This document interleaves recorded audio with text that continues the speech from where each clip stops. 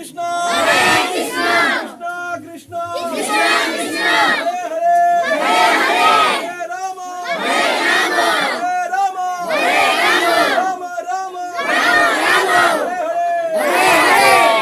আজকে যার উদ্দেশ্যে ভোগ দেওয়া হচ্ছে কি নাম? লীলা রানী। তার বিয়ে।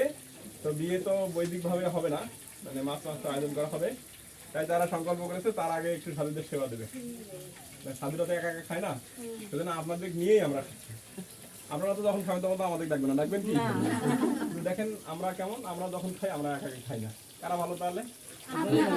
তাহলে আমাদের জন্য আপনাদের আশীর্বাদ করা উচিত কিনা? না, এখন আমরা আপনাদের জন্য আশীর্বাদ করবো। এই লীলার যেন পারমার্থিক কল্যাণ হয়, তার জীবন যেন সুখে শান্তিতে থাকে, সেই জন্য আমরা সবাই একবার হরিনাম করি। সবাই জোরে হরে কৃষ্ণ কৃষ্ণ কৃষ্ণ